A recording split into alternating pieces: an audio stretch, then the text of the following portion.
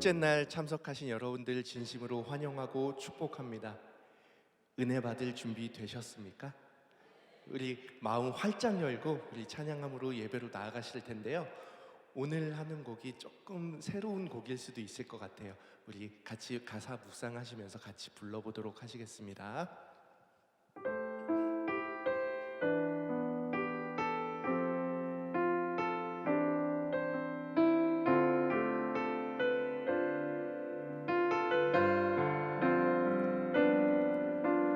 말씀 앞에서 경외함으로 주께 홀로 서리라. 생명의 말씀 읽고 순종해 주를 예배합니다. 기록된 말씀 힘이 있어서 진리로 우리 거룩해 하며 거룩한 말씀 세세 영원히 복음이 되어 말씀하시네. 하나님 말씀에 두려워 떠는 자 그 말씀에 생명을 거는 자 한 사람 찾으시니 주님의 약속을 믿어 하나님 말씀에 운명을 거는 자 순종하며 주 따라가는 자 영원한 하나님 나라 이뤄갈 주의 교회여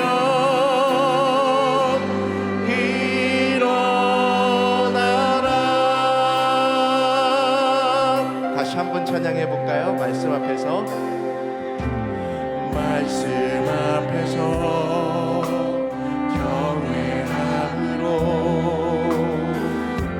주께 홀로 섭니다.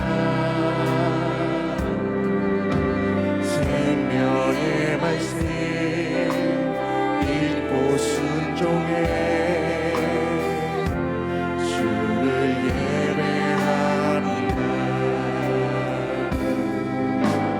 기록된 말씀 힘이 있어서 진리로 우리 거룩해 하며 거룩한 말씀 세세 영원히 복음이 되어 말씀하시네. 하나님 말씀에 두려워 떠는 자 그 말씀에 생명을 거는 자 한 사람 찾으시는 주님의 약속을 믿어 하나님 말씀에 운명을 거는 자 순종하며 주 따라가는 자 영원한 하나님 나라 이뤄갈 주의 교회여 일어나라. 하나님 말씀에 두려워 떠는 자 그 말씀에 생명을 거는 자 한 사람 찾으시 약속을 믿어 하나님 말씀에 운명을 거는 자 순종하며 주 따라가는 자 영원한 하나님 나라 이뤄갈 주의 교회여 일어나라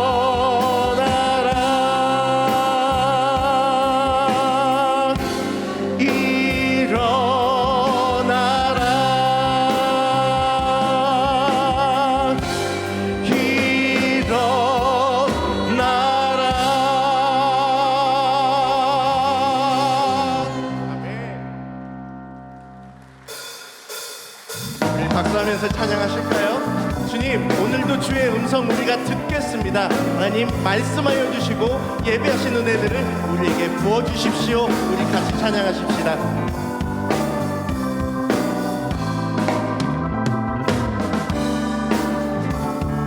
주의 음성을 주의 음성을 내가 들으니 자랑하는 말일세 믿는 마음으로 주께 가노니 나를 영접하소서 주의 음성을 내가 들으니 사랑하는 말일세 믿는 마음으로 주께 가노니 나를 영접하소서 내가 매일 십자가 앞에 더 가까이 가보니 구세주의 흘린 봄의 피로서 나를 전폐하소서 주여 넓으신 은혜 베푸사 나를 받아주시고 나의 품은 뜻 주의 뜻같이 되게 하여 주소서 아멘 내가 매일 십자가 앞에 더 가까이 가보니 구세주의 흘린 봄의 피로서 나를 정해한 내가 매일 십자가 앞에 내가 매일 십자가 앞에 더 가까이 가보니 구세주의 흘린 봄의 피로서 나를 정케하소서 주의 보좌로 나갈 때에 얻지 아니 기쁠만 주의 얼굴을 항상 배우니 더욱 친근함니 우리 구주의 넓은 사랑을 우리 구주의 넓은 사랑을 증량할 자 없으며 주가 주시는 참된 기쁨도 헤아릴 수 없도다 내가 매일 십자가 앞에 더 가까이 가보니 구세주의 흘린 봄의 피로서 나를 정케한 내가 매일 십자가 앞에 내가 매일 십자가 앞에 더 가까이 가보니 구세주의 흘린 봄의 피로서 나를 정케한 내가 매일 십자가 앞에 내가 매일 십자가 앞에 더 가까이 가보니 구세주의 흘린 봄의 피로서 나를 정해 마지막으로 다시 한번 선포하십시다 내가 매일 십자가 앞에 더 가까이 가보니 그새 주의 흘린 보배 비로소 나를 정케하소서.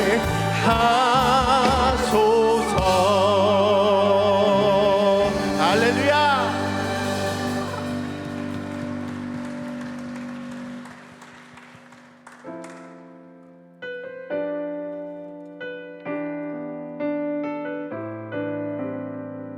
주님, 제가 여기 있습니다. 우리 같이 찬양하겠습니다. 주님 내가 여기 있사오니 나를 보내소서. 가진 것 나의 몸 주께 드리오니 주 받으옵소서.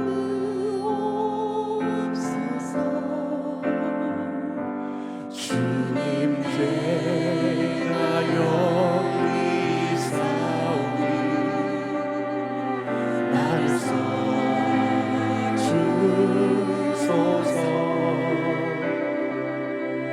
가진 것 모두 다 주께 드리오니 주 받으소서.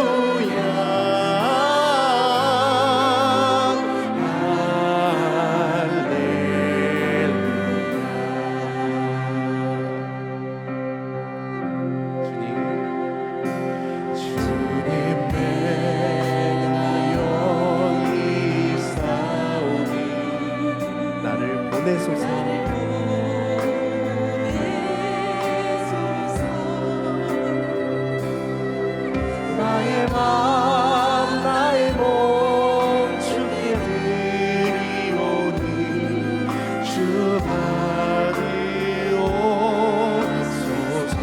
믿음으로 고백합니다. 주님 내가 여기 있사오니 나를 써주소서.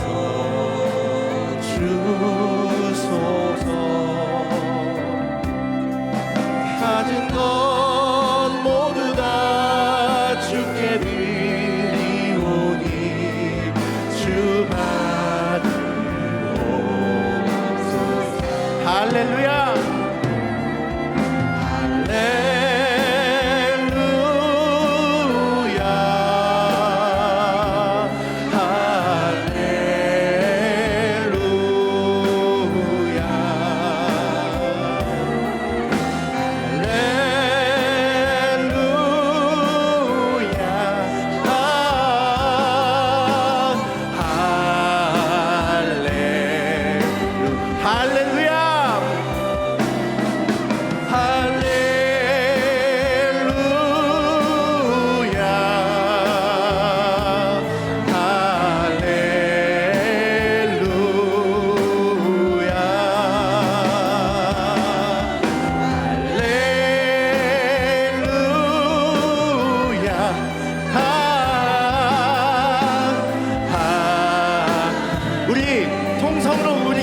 나아가시겠습니다. 우리 이 집회가 은혜로운 집회가 되게 하여 주십시오. 말씀 전하시는 김은선 목사님을 위해서 우리 함께 합심함으로 나아가시겠습니다. 기도하시겠습니다. 할렐루야. 사랑하신 하나님, 오늘도 우리와 함께 해주시면 감사합니다. 하나님이 이 예배 가운데 하나님에게 말씀하시는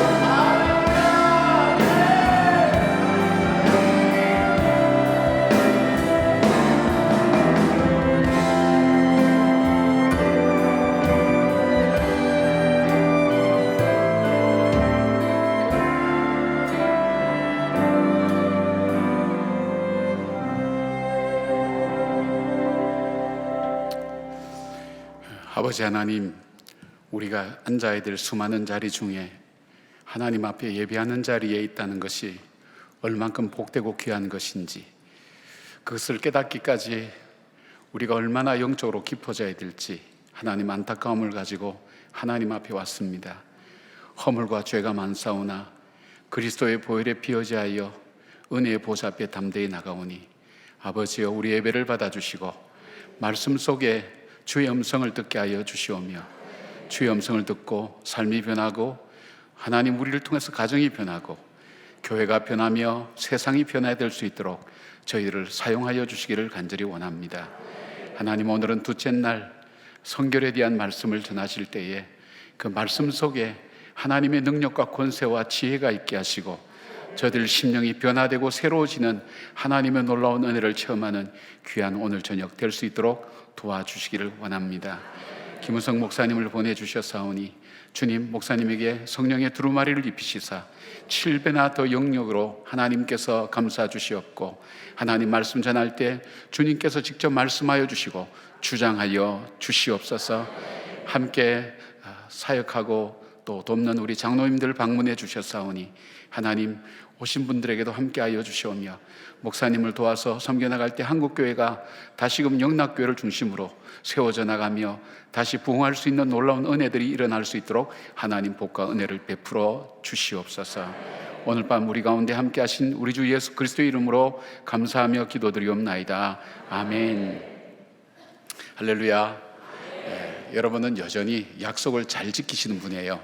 어제도 잘 지키시고 어제보다 조금 이렇게 자리가 좀 빈 것 같아요. 그러니까 어제 그렇게 이렇게 말씀을 드렸는데도 불구하고 불가피하니까 못 나오셨겠죠, 그죠? 원래 나오신 분들, 여러분은 나오셔서 감사하고요. 원래 이 부흥회나 무슨 집회를 하고 나면 우리 강사님 앞에 참 미안하다는 그런 마음이 들 때가 있는데, 여러분이 앉은 자리 한 사람 한 사람이 하나님께서 정말 복 주시는 자리가 되리라고 믿습니다. 오늘은 특별히 또 우리 영락교회 장로님들이 오셨거든요. 우리 영락교회는 한국교회를 대표하는 교회인데 지금 새롭게 교회가 변화되고 있고 또 정말 한국교회 대표교회로서의 그 위상을 다시 찾을 수 있도록 우리 장로님들이 최선 다하고 계신데, 우리 잠깐 한번 환영했으면 좋겠습니다. 우리 장로님들 잠깐 자리에 한번 일어나 주시면. 우리 장로님들 어디 계세요? 저기 계시는구나. 예, 우리 박수로 환영하겠습니다. 고맙습니다. 감사합니다. 예, 고맙습니다. 고맙습니다. 오셔서 함께 또 기도로 중보하시는 모습들이 얼마나 귀하고 감사한죠. 우리 교회 장로님들 좀 그러시면 좋은데, 그래서 그 뒤로부터 제가 부흥회를 안 나갑니다. 고맙습니다. 그리고 어제 많이 나오는 마을들은 우리 총무님들 중에도 좀 높은 사람을 총무라 그러더라고요. 그분들이 이제 우리 청년부도 연합회가 있고 대학부도 연합회가 있어서 이분들에게 이렇게 뭔가 선물을 좀 해야 되겠다 생각했는데, 그래서 오늘 커피 카드를 하나씩 준비해서 오늘 전달해 드리겠습니다. 우리 총무님들 수고 많이 하셨으니까 받으시고, 부흥회 때 은혜 많이 받으시고 또 연락하셔서 우리 교인들이 같이 나와서 은혜 받을 수 있도록 그렇게 여러분 함께 해주십사 하는 그런 마음으로 선물을 전해드릴 테니까, 혹시 모르겠어요, 마을 목사님들이 중간에 전달을 안 하고 자기가 사 먹는지 모르겠지만은 그래서 광고를 드리는 겁니다. 꼭 챙겨가시고 그렇게 하시면 좋을 것 같습니다. 내일 어느새 마지막 날입니다. 여러분, 내일 우리가 전부 다 함께 나오셔서 또 은혜 받는 자리, 또 목사님 말씀이 얼마나 귀한지요. 우리 말씀을 통해서 우리 심령들이 참 변화되고 새로워져서 우리 교회도 다시 시작되고 일어날 수 있는 그런 계기가 될 수 있도록 그랬으면 좋겠습니다. 아멘하는 여러분들이 진짜입니다. 진짜가 좀 더 늘었습니다. 고맙습니다. 오늘 주시는 하나님 말씀은 이사야 6장 1절부터 8절까지 말씀인데, 오늘은 교독을 하겠습니다. 제가 먼저 하고 여러분 한 절 하시고, 이사야 6장 1절부터 8절까지 말씀. 요즘 찾으셨나요? 안 물어봐도 자막에 다 나오니까 다 읽으실 줄 압니다. 우리 함께 제가 교독하겠습니다. 제가 먼저 시작하겠습니다. 우시야 왕이 죽던 해에 내가 본즉 주께서 높이 들린 보좌에 앉으셨는데 그의 옷자락은 성전에 가득하였고 서랍들이 모시고 섰는데 각기 6날개가 있어 그 둘로는 자기의 얼굴을 가리었고 그 둘로는 자기의 발을 가리었고 그 둘로는 날며 서로 불러 이르되 거룩하다 거룩하다 거룩하다 만군의 여호와여 그의 영광이 온 땅에 충만하도다 하더라. 이같이 화답하는 자의 소리로 말미암아 문지방의 터가 요동하며 성전의 연기가 충만한지라. 그때 내가 말하되 화로다 나여 망하게 되었도다. 나는 입술이 부정한 사람이요 나는 입술이 부정한 백성 중에 거주하면서 만군의 여호와이신 왕을 배웠음이라 하였더라. 그때 그 서랍 중에 하나가 부젓가락으로 그 계단에서 잡은 바 빈 숯을 손에 가지고 내게로 날아와서 그것을 내 입술에 대며 이르되 보라 이것이 내 입에 닿았으니 내 악이 제하여졌고 내 죄가 사하여졌느니라 하더라. 내가 또 주의 목소리를 들으니 주께서 이르시되 내가 누구를 보내며 누가 우리를 위하여 갈고 하시니 그때 내가 이르되 내가 여기 있나이다 나를 보내소서 하였더니 아멘. 이것은 하나님의 말씀입니다. 이제 우리 호산나 성가대의 찬양 있겠습니다.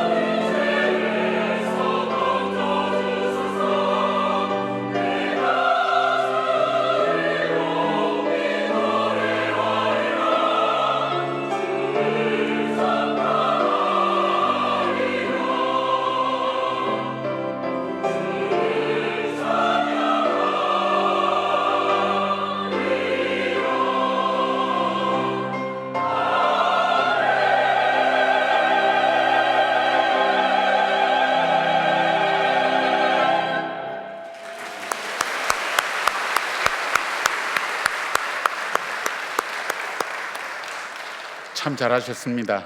텔레비전에 나가도 되겠습니다. 고맙습니다. 우리 목사님 어려운 시간 내셔서 오셔서 말씀 전해주시는데 우리 나오실 때에 알죠? 이거 모르는 사람은 어제 안 나온 분입니다. 알아서 잘 해주시고요. 목사님 나오셔서 헌금기도 해주시고 또 말씀 우리에게 전해주실 때 우리가 사랑으로 따뜻하게 환영하겠습니다. 고맙습니다.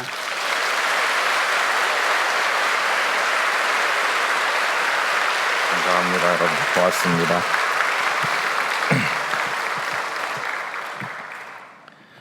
하나님께 드린 예물을 위해서 우리 먼저 기도하겠습니다. 존귀하신 아버지 하나님, 오늘 하루가 다 지나고 저녁이 되었습니다. 지금까지 태어나서 오늘까지 살면서 무수하게 많은 날들을 보냈고 무수하게 많은 저녁을 맞이하는 경험을 하고 있습니다. 저녁을 맞이하는 경험을 반복적으로 허락하시는 것은 언젠가 우리의 인생에도 저녁이 올 것을 깨닫도록 하시려는 하나님의 뜻이 있기 때문인 줄로 믿습니다. 저녁이 오면 모든 것을 손에서 놓아야 되는 것처럼 저희 인생의 저녁이 오면 하나님 만날 준비를 해야 되는데 세상의 욕망에 도취되어 사는 저희들을 용서해 주시기를 원합니다. 언제나 저희 자신을 돌아보게 하여 주시옵소서. 아버지 하나님, 동안교회를 사랑하셔서 오늘까지 인도하시고 어제부터 하나님의 말씀을 나누게 하시며 오늘도 하루 종일 분주한 삶을 살고 동안의 성도들이 이 자리에 모이셨습니다. 한 분 한 분의 심령에 하나님의 은혜를 내려주시기를 원합니다. 하나님께서 필요한 은혜로 각자에게 맞춤 은혜를 허락하여 주시기를 원합니다. 심령도 새로워지고 삶도 새로워지게 하여 주시옵시고 하나님을 바르게 경외하는 성도들이 되게 하여 주시옵소서. 아버지 하나님, 전하는 이가 무능할지라도 주님의 성령께서 성도들의 심령에 친히 말씀하여 주시옵시고 하나님의 은혜로 가득한 시간 되기를 원합니다. 하나님 앞에 귀한 예물을 준비하셔서 봉헌합니다. 이 예물이 다 아버지께서 본래 주신 것들이지만 거기 감사의 마음과 고백을 담아 올려드립니다. 거기 적혀진 이름들이 땅에서도 귀할 뿐만 아니라 무엇보다 하나님 나라에서 빛나게 하시며 그 마음에 담긴 간절한 기대와 소망을 따라서 하나님께서 응답하시되 능히 넘치도록 허락해 주실 줄로 믿습니다. 아버지 하나님, 그 삶에 하나님의 복을 내려 주시옵시고 하나님께서 한 분 한 분을 통해 영광 받아 주옵소서. 이 밤에 우리 중에 함께 하신 하나님을 찬송하오며 주 예수님의 이름으로 기도드리옵나이다. 아멘. 월요일 하루 열심히 사시고 오늘 저녁에 나오신 여러분들 하나님의 은혜가 함께 하시기를 바랍니다. 이런 이야기를 많이 들어보셨을 겁니다. 산이 있었는데 그 산에 많은 나무들이 서로 경쟁하듯이 자라고 있었죠.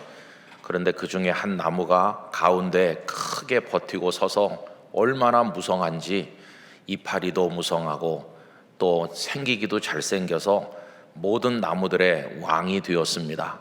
다른 나무들은 그 나무를 올려다보면서 언제 나는 저렇게 클까? 언제 가지를 저렇게 많이 뻗을 수 있을까? 그리고 언제 나는 이파리를 많이 달 수 있을까? 부러워하였습니다. 그런데 어느 날 밤새도록 무서운 광풍이 비바람과 함께 몰아치게 되었는데 그렇게 하룻밤이 지나고 아침이 되었을 때 모두가 충격을 받을 만큼 놀랐습니다. 왜 그러냐 하면 그 중앙에 거대한 나무가 뿌리째 뽑혀서 쓰러져 있었기 때문입니다. 다른 나무들이 그 나무가 뽑힌 것을 보고 충격을 받았습니다. 뽑힌 그 나무는 처량한 모습으로 자기 곁에 있는 작은 나무에게 물어보았습니다. 너는 어떻게 어젯밤 광풍을 견딜 수 있었느냐? 그랬더니 볼품없게 생긴 이 작은 나무가 이렇게 대답했습니다. 아저씨가 가지를 많이 치고 잎사귀를 많이 달고 모양을 가꿀 때 저는 땅속에 뿌리를 깊이 내리려고 노력했지요. 이렇게 대답을 했다는 이야기입니다. 여러분, 광풍이 몰아치니까 남들 보기에 모양새 좋은 건 아무 소용이 없었습니다. 뿌리를 깊이 내린 나무는 겉으로는 볼품이 없어도 광풍이 부는 그 밤에 흔들리기는 했지만 뽑히지는 않았다는 것입니다. 여러분, 우리가 뿌리내릴 터가 어디일까요? 우리가 뿌리내릴 터는 우리 구주 예수님이신 줄 믿습니다. 예수님께 뿌리를 깊이 내려야 되는 거죠. 그래서 세상에 광풍 노도가 몰아쳐 와도 흔들릴지언정 뽑히지는 않아야 되겠죠. 그래서 여러분, 믿음의 뿌리가 우리 주님께 깊이 내려지기를 원합니다. 저는 신앙생활을 오늘까지 하면서 또 목사로 살면서 이런저런 이야기를 듣기도 하고 또 도전을 받기도 하면서 요즘 들어서 이런 생각을 많이 합니다. 좀 예수님을 믿을 때 힘들게 믿어야 된다. 그리고 좀 고민하면서 믿어야 된다. 이런 생각을 많이 하고 있습니다. 힘들게 믿어야 된다는 것은 너무 복음을 싸구려로 만들면 안 된다는 것입니다. 여러분, 길거리에 나가면 짝퉁 물건이나 또 짝퉁 어떤 장식품 같은 것들을 늘어놓고 몇천 원만 주면 살 수 있는 것들이 있습니다. 그런 것들을 금방 여기다 붙이면 그럴싸해 보이지만 그건 짝퉁이니까 가치가 없는 것이죠. 복음은 그렇게 싸구려 물건이 아닙니다. 여러분, 복음은 값으로 환산할 수 없는 하나님께서 우리들에게 주신 최고의 선물입니다. 독생자 예수 그리스도의 피를 통해서 만드신 복음을 우리에게 주신 것입니다. 그걸 거저 주셨기 때문에 마치 싸구려인 것처럼 취급하지만 그걸 거저 주신 이유는 값이 싸서 그런 것이 아니라 값을 매길 수 없을 만큼 귀하기 때문입니다. 도저히 인간의 기준으로 평가할 수 없을 만큼 하나님께서 값을 매기신다 할지라도 우리 중에 그 누구도 지불할 수 있는 값이 아니기 때문에 하나님께서는 그것을 우리에게 거저 주신 것입니다. 거저 받는다 하더라도 그 값을 싸구려로 생각하면서 받아서는 안 되는 거겠죠. 하나님의 아드님께서 어떤 고초를 겪으시고 생명의 부활을 통해서 복음이 이루어졌는지 우리가 그것을 안다면 예수님을 믿는 거를 너무 쉽게 어린아이 장난같이 그렇게 믿어서는 안 될 것입니다. 저희 영락교회에서도 지난주에 제가 이런 말씀을 드렸는데 너무 쉽게 믿으면 안 된다. 그래서 가벼운 신앙과 무거운 신앙 말씀을 잠깐 드렸었습니다. 가벼운 신앙은 전도지에다가 하나님 당신을 사랑하십니다. 예수를 믿고 구원받으세요. 이렇게 우리는 그 말을 이해를 합니다만 그걸 받아들는 사람들은 야, 믿고 구원받는 거 그거 간단하구나 이렇게 생각하면서 주님을 믿는 걸 아주 쉬운 것처럼 생각할 그런 우려가 있는 것이죠. 여러분, 좀 고민하면서 내가 제대로 믿고 있는 건가, 내 뿌리가 썩은 것은 아닌가 좀 생각해 가면서 하나님을 믿어야 된다고 생각합니다. 여러분, 요즘에는 얼마나 영적으로 혼란한 시기인지 말할 수가 없습니다. 예전에 초창기 복음이 들어왔을 때는 한 동네 교회가 하나밖에 없었고 가끔씩 선교사님들이 순회하면서 말씀을 전하고 또 그 선교사님들이 위탁한 영수님 이런 분들이 그저 집사님 이런 분들이 성경 읽는 대로 말씀을 나누었습니다. 오류도 많고 부족한 것도 많았죠. 그래서 우스운 이야기도 많습니다. 어떤 시골에 예배 처소가 마련돼서 몇 사람의 성도들이 모이는데 붙박이 교육자도 없고 하니까 그냥 집사님들이 한두 명이 돌아가면서 성경을 읽고 예배를 인도하는데 하루는 어떤 선교사님인지 누가 지나가다가 거기를 들리게 되었는데 시간이 되니까 논밭에서 일하던 사람들이 이렇게 모여들기 시작하더라는 것입니다. 그런데 어떤 남자가 막 먼지를 털면서 급하게 들어오더니 그날 예배 인도 담당인가 본데 전혀 준비가 안 된 거죠. 그러더니 찬송가 찾아서 한 장 부릅시다. 그래가지고 한 장 부르더니 성경을 별로 아는 게 없으니까 시편 23편을 읽게 됐다는 것입니다. 그런데 이분이 또 글을 많이 아는 분도 아니어가지고 제대로 본문을 읽지도 못하더라는 것입니다. 여호와는 나의 목자시니 이렇게 읽어야 되는데 여호와는 나의 목 자르시니 이렇게 읽고 설교를 시작을 했는데 여러분, 하나님이 우리 목을 내놓으라고 그래도 우리 다 목을 내놓읍시다. 하나님 앞에 목을 바쳐서 충성합시다. 이렇게 하니까 앉아있는 사람들이 아멘 그러더라는 거예요. 근데 여러분, 그 얘기가 누가 만든 얘기일 가능성도 있고 한데 어쨌든 그런 얘기가 알려주는 게 뭡니까? 아, 우리 선배들 정말 순박하구나. 그 메시지가 뭐 옳으냐 그르냐를 떠나서 적어도 하나님 앞에 이 목을 드리겠다는 생각을 하고 있잖아요. 그런데 오늘 우리들은 굉장히 세련된 예배당에서 잘 준비된 설교를 들으면서 잘 갖춰진 시설 안에서 편리하게 예배를 드리고 있잖아요.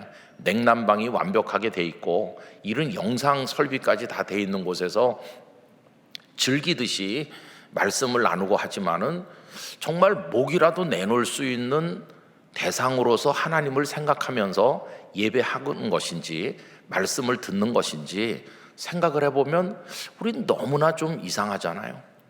굉장히 성경도 많이 아는 것 같은데 다 자기 입장에서 계산하면서 평가하고 그러면서 말씀에 대한 순종이 별로 없는, 그러면서 내가 제대로 믿고 있는지에 대한 고민도 없이 그저 1시간 예배가 끝나면 뭐 예배 끝났다 그런 식으로 우리가 살 때가 얼마나 많습니까?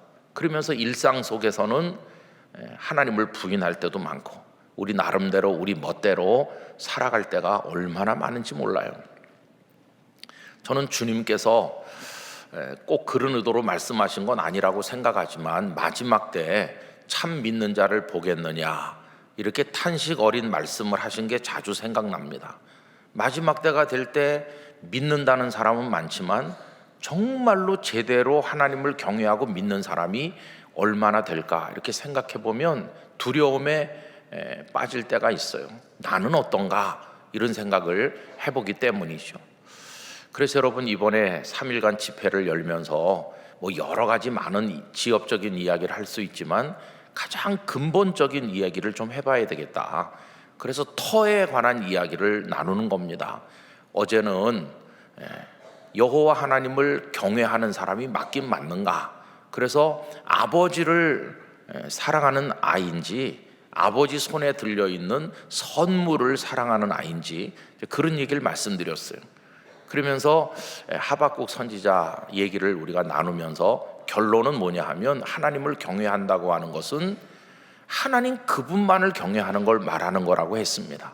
그래서 여호와로 말미암아 즐거워하고 그분이 구원의 하나님이신데 그 구원의 하나님으로 인하여 기뻐하는 거. 그래서 어제 드린 말씀은 이제 그런 거죠.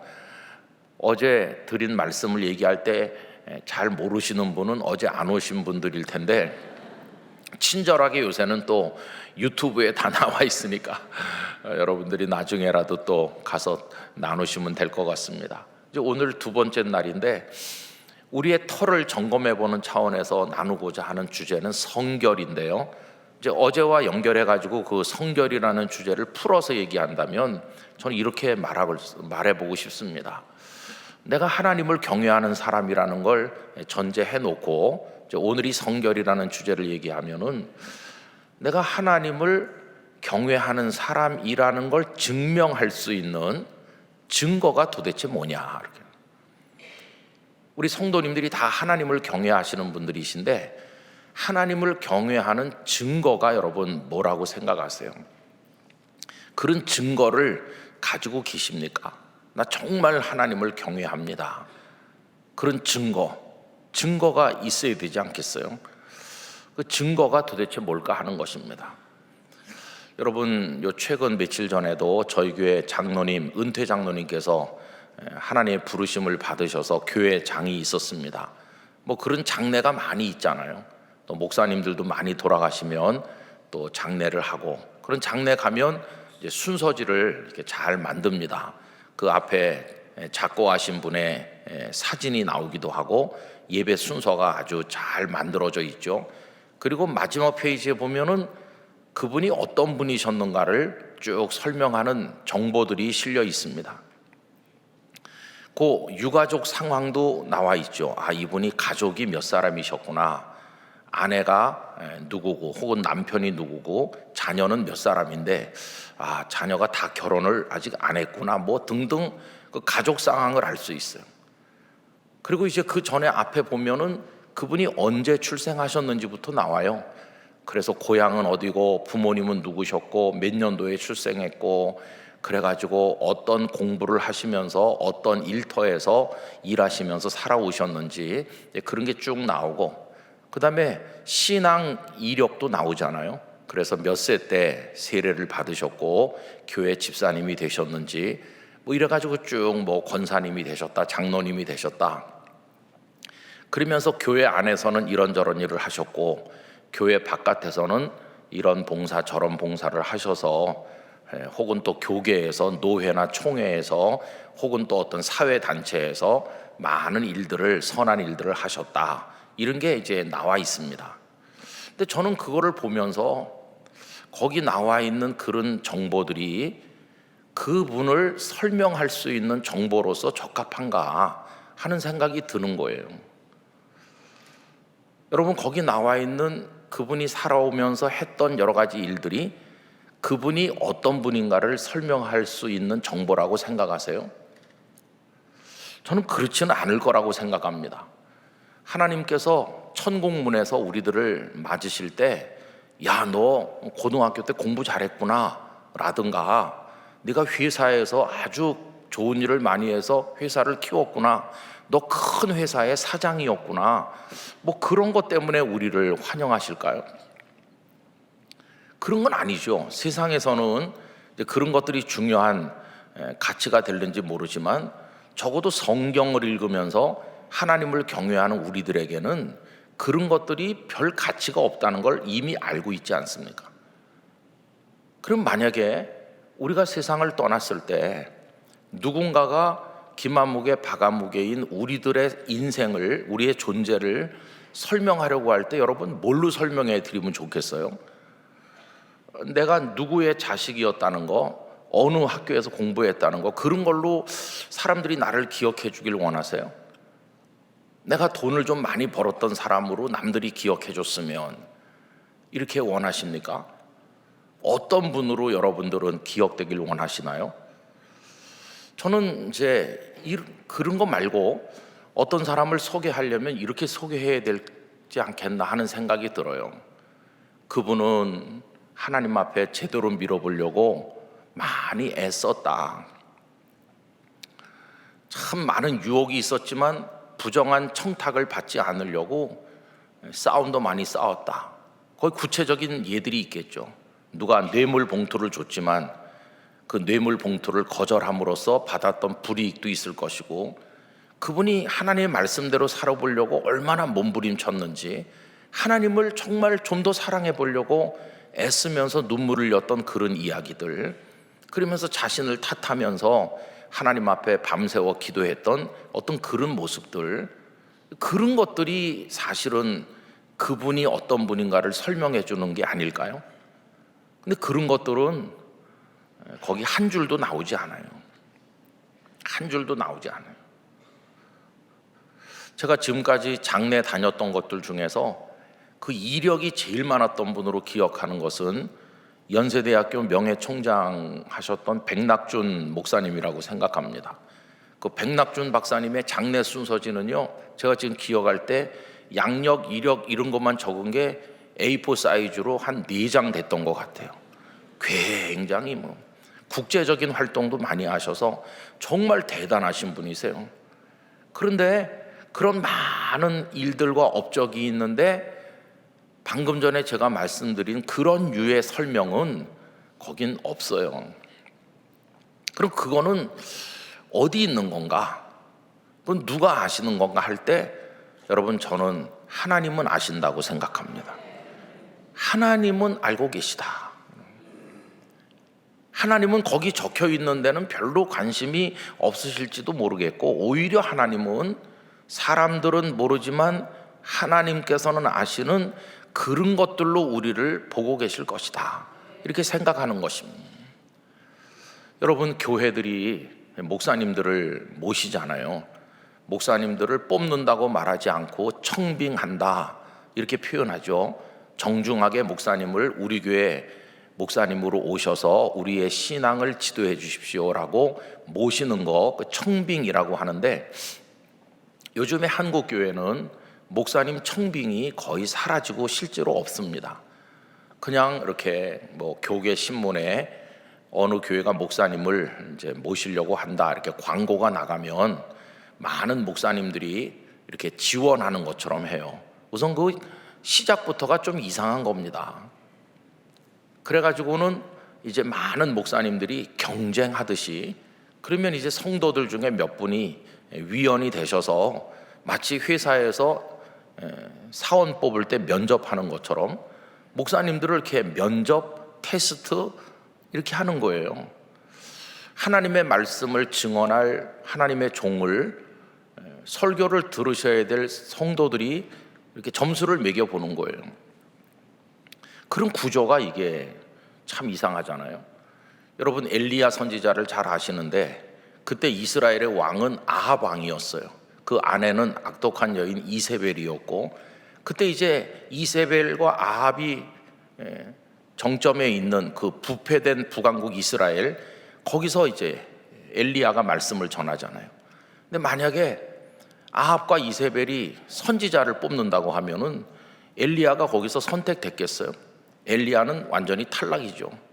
오히려 그때 수백 명의 거짓 선지자가 있었는데 그 거짓 선지자들 중에 누군가가 아마 선택이 됐을 거예요. 그때 엘리야라든가 미가야 같은 참된 하나님의 종들은 그 점수를 받지 못했을 거예요. 근데 성경은 그 수백 명의 거짓 선지자들을 말씀하고 있는 게 아니라 참된 하나님의 종이었던 엘리야의 이야기와 미가야의 이야기를 우리에게 들려주는 거 아닙니까? 근데 우리 지금 한국교회는 반대로 돼 있어요. 말씀을 들어야 될 성도들이 말씀을 전해야 될 목사님들을 점수를 매기는 구조로 돼 있는 거죠. 그래갖고 어떤 목사님이 이렇게 부임해 오면은 그 목사님이 뭐 말이라도 좀 잘하고 굉장히 이렇게 센스가 있고 교회를 잘 보살피면은 좋은 목사님이 왔다 이렇게 말해요. 근데 여러분, 어떤 목사님이 좋은 목사님일까요? 진짜 좋은 목사님은 성도들을 편하게 해주는 목사님이 아니고 성도들을 바로 서게 해주는 목사님이 좋은 목사님이죠. 하나님을 바르게 믿도록 해주시는 분이 좋은 목사님이죠. 좀 힘들고 어렵더라도 말씀 따라 옳게 믿도록 해주는 목사님이 좋은 목사님 아니겠어요? 근데 이제 많은 경우에 성도들의 입맛에 맞는 목사가 좋은 목사가 되는 이런 왜곡된 구조 속에서 한국교회가 건강해지지 못하는 문제를 많이 안고 있어요. 목사님들도 말씀이 이렇게 우리에게 이야기하신다, 그런 거 말씀을 이야기해야 되는데 성도들에게 부담되는 얘기는 가급적 안 하고 그냥 뭐 이렇게 편하게 이렇게 하다 보니까 전체적으로 신앙이 하나님 원하시는 궤도를 따라 가는 게 아니고 이상한 방향으로 가는 거죠. 이제 이런 구조가 되다 보니까 목사님을 이렇게 모실 때도 거기 점수를 매기는 기준이 있는 거예요. 그래서 우선 스펙이 중요한 거예요. 목사님들이 자기 소개서를 내잖아요. 이거 보면은 뭐 부모님은 장로님이었는지 집사님이었는지부터 해가지고 뭐 어떻게 어느 교회에서 성장했고 공부는 어떻게 했고 뭐 쭉 나오고, 그래갖고 심지어 그 밑에 이제 운전 1종 면허 있다 뭐 그런 것도 밑에 표시를 하고 사실 목회하는 거랑 운전면허 1종 있는 거랑 무슨 직접적인 상관이 있습니까? 근데 하여튼 뭐 그런 것도 있어야 되고 또 웃음 코칭 자격증도 있어야 되고 뭐 그런 게 많아요. 그래갖고 자격증을 뭐 많이 써놓은 목사님도 있고 그래요. 근데 그런 이제 목사님들의 이력서 내지는 자기소개서 그 속에 진짜 중요한 게 없는 거예요. 그 목사님이 얼마나 하나님 앞에 겸손한지 진실한지, 하나님 앞에서 늘 말씀대로 살지 못해서 안타까워하면서 눈물 흘리는지, 영혼을 얼마나 사랑하는지, 그런 얘기는 거기 없는 거예요.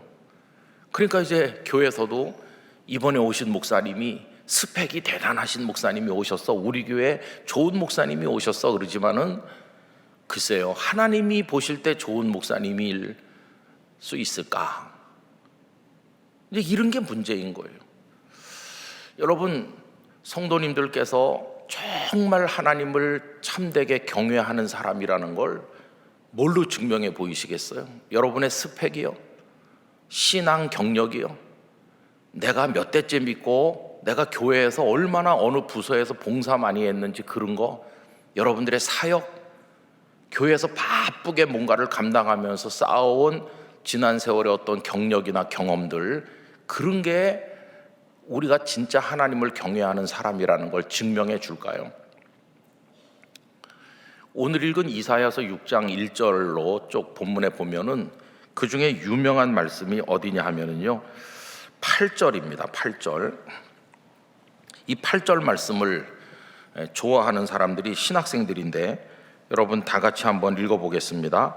내가 또 주의 목소리를 들으니 주께서 이르시되 내가 누구를 보내며 누가 우리를 위하여 갈꼬 하시니 그때에 내가 이르되 내가 여기 있나이다 나를 보내소서. 이게 소위 이사야 선지자의 소명에 관한 말씀이에요. 누구를 보낼까? 그러니까 이사야가 저 여기 있습니다, 저를 보내주세요. 사명의식이 투철하잖아요.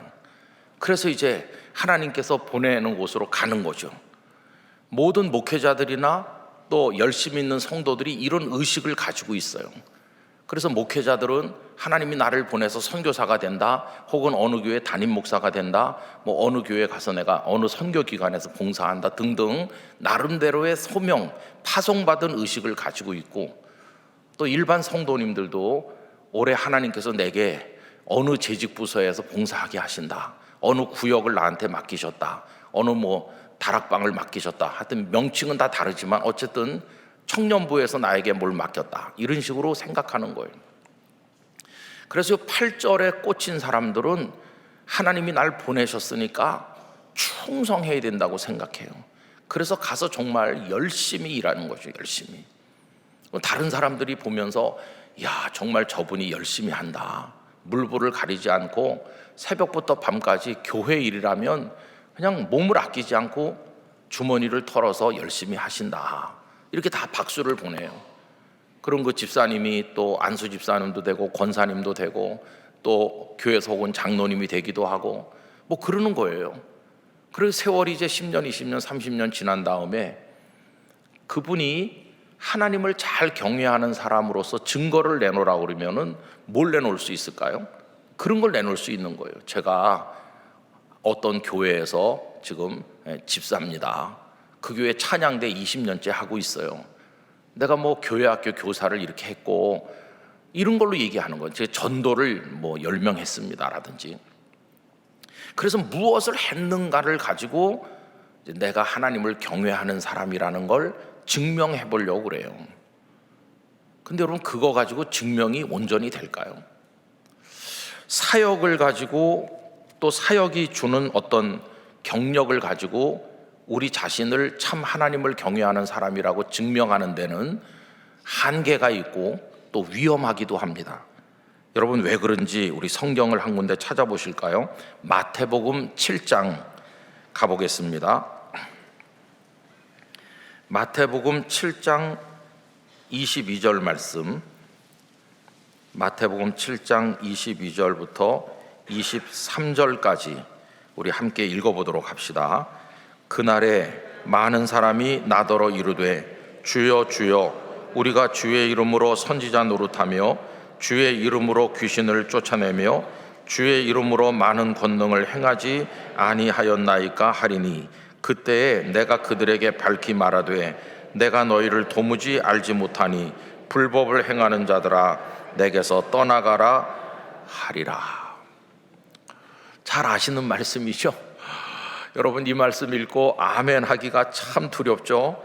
거기 22절에 보면 굉장히 능력 있게 사역을 하는 어떤 사람이 등장하는 거예요. 그가 어떤 사역자냐 하면은 주의 이름으로 선지자 노릇하는 사람이에요. 선지자 노릇한다는 거는 말씀을 전한다는 뜻이고, 오늘식으로 말하면 목회자 혹은 설교자라고 할 수 있어요. 주님, 제가요 굉장히 설교를 많이 했고 열심히 했고 저 잘하는 사람이에요, 이런 말이나 비슷하잖아요. 또 주의 이름으로 귀신을 쫓아냈다. 귀신을 쫓아내는 건 쉬운 일이 아닙니다. 그런데 귀신을 쫓아내기도 했어요. 또 주의 이름으로 많은 권능을 행하기까지 해서 사람들이 우러러보는 엄청난 사역의 열매가 있는 대단한 경력이 있는 그런 사람이에요.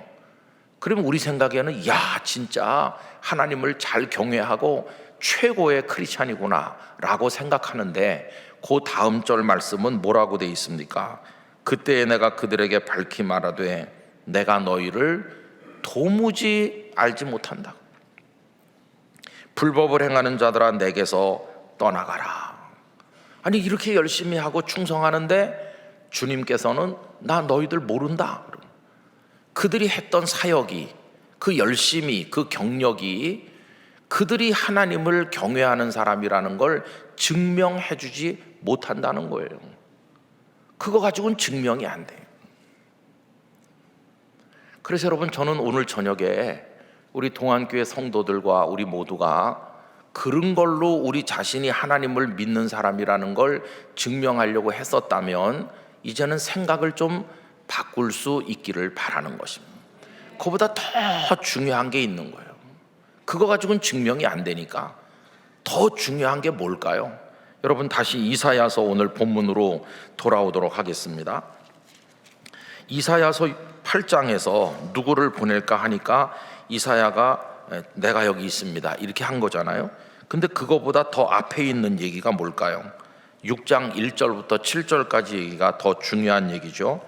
우시야 왕이 죽던 해 이사야 선지자가 이제 하나님을 체험하는 겁니다. 하나님을 대면하게 됐는데 그 1절과 2절은 영광스러운 하나님의 그 모습을 그가 체험하는 겁니다.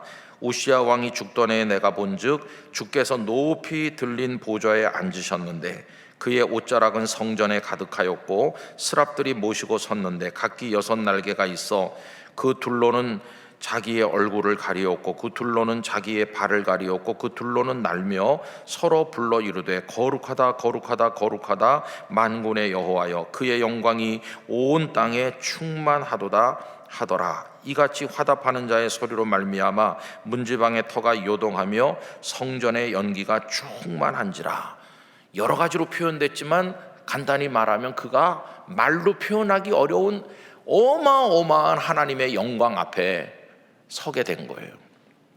한 인간이, 창조주이신 그분, 작은 모래알 같은 인간이 위대하기 한량없으신 그분 앞에 발가벗은 것처럼 지금 선 거예요. 하나님을 대면했을 때 인간이 느끼는 가장 첫 번째 느낌은 뭐냐 하면 나는 더럽구나, 그거예요. 왜 그러냐 하면 하나님이 워낙 거룩하시니까, 거룩한 분 앞에 서니까 자기가 더럽다는 걸 깨닫게 되는 거예요. 여러분, 비슷한 색깔끼리 있어 갖고는 어떤 게 더러운지 잘 모릅니다. 그러나 순백을 옆에다 갖다 놓으면은 회색이 더럽다는 걸 알 수 있어요. 금방 표가 나거든요. 하나님은 온전하시고 위대하시고 거룩하기가 한이 없으시니까 비록 내가 사람끼리 비교해 보면 남보다 조금 나을 수 있을지도 모르지만 하나님 앞에 갖다 놓으면은 우리의 더러움이 확 느껴지는 거예요. 그래서 이사야의 탄식이 나오죠. 5절, 그때에 하나님을 대면하는 그 순간에 저절로 터져 나오는 고백이 있었죠. 내가 말하되 화로다 나여 망하게 되었도다. 나는 입술이 부정한 사람이요 나는 입술이 부정한 백성 중에 거주하면서 만군의 여호와이신 왕을 배웠음이로다 하였더라. 내가 지금 하나님을 뵙고 있는데 내가 얼마나 더러운 존재인가. 입술이 부정한 백성들 속에 섞여 살면서 나도 입술이 부정하지 않은가. 나 같은 죄인이 하나님을 대면하다니 큰일 났구나. 이게 이사야의 입에서 나온 고백이었어요. 그는 자신이 죄인이라는 걸 알았어요. 죄인. 여러분, 이 하나님 앞에서 자기가 더러운 죄인이라는 걸 알고 떠는 사람, 그 앞에 어떻게 자기 존재를 지킬 수가 없어서 그 충격 속에서 어쩔 줄 몰라 하는 이 사람, 그게 우리들의 모습인 거죠. 거기 무슨 내가 목사입니다, 내가 봉사를 많이 했어요, 내가 교회 이런 게 무슨 거기 의미가 있어요. 여러분, 이사야도 할 말이 많은 사람이죠. 이사야도 내가 어떤 가정에서 태어났고 왕궁에서 봉사했고 지금까지 매년 제사를 드렸고 내가 하나님의 말씀대로 살려고 노력했었습니다. 이런 게 없었을까요? 이 6장에 오기 전에도 이사야에게도 경력이 있고 이사야도 성전에 드나들으면서 하나님을 섬겼던 신앙 이력이 있었을 거 아니겠어요? 그러면 이 장면에서 하나님 앞에 그거 꺼내가지고 보여드리면서 하나님, 저 이런 사람이에요. 제가 그래도 지금까지 몇십 년 동안 하나님 앞에 부끄럽지 않게 산 사람이에요. 제가 1년에 제사를 몇 번이나 드린지 아세요? 이런 거 끄집어내야 될 것 같은데 아무것도 없는 거예요. 하나님을 대면하는 그 순간 망하게 됐구나, 내가 얼마나 더러운가, 그 두려움이 상상을 초월하는 두려움이에요. 저는 요즘에 우리가 하나님을 두려워하지 않는다고 생각합니다. 하나님을 두려워하는 성도가 거의 없어요. 목회자들 중에도 하나님을 두려워하지 않아요. 하나님 앞에서 뭐 거짓말도 밥 먹듯이 하고 하나님 앞에서 큰 소리도 치고 하나님을 두려워하지 않는구나. 하나님을 경외한다고 하는데 하나님을 두려워하지 않으니까 여러분, 세상에서가 아니라 교회 안에서 온갖 협잡, 거짓, 위선, 부정부패, 교회 안에서의 성적 부패, 교회 안에서의 온갖 갈등과 싸움들, 아니 하나님을 두려워하면은 있을 수가 없는 일이죠.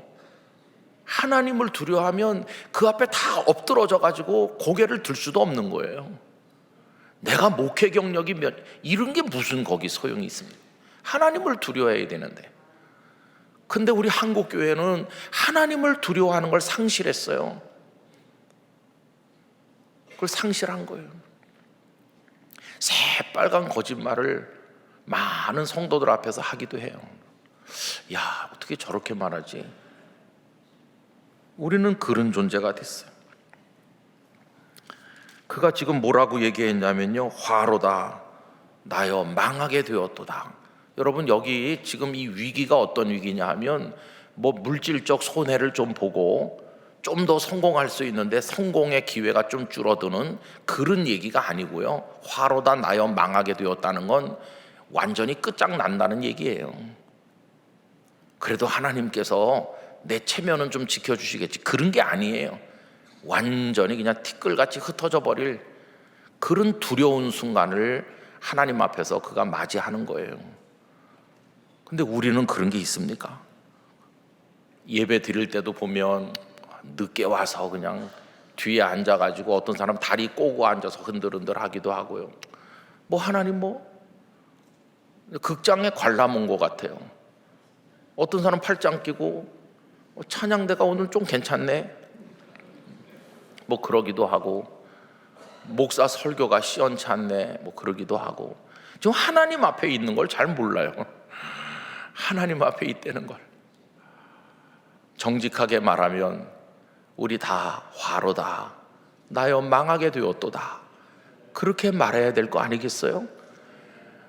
화 입은 존재고 망하게 된 존재인데 예수님을 통해 구원해 주셨으니까 그게 감격한 거 아니겠어요? 근데 하나님을 두려워하지도 않지요. 나는 망할 존재도 아니야. 내가 왜 망해? 내가 얼마나 봉사를 열심히 하는데.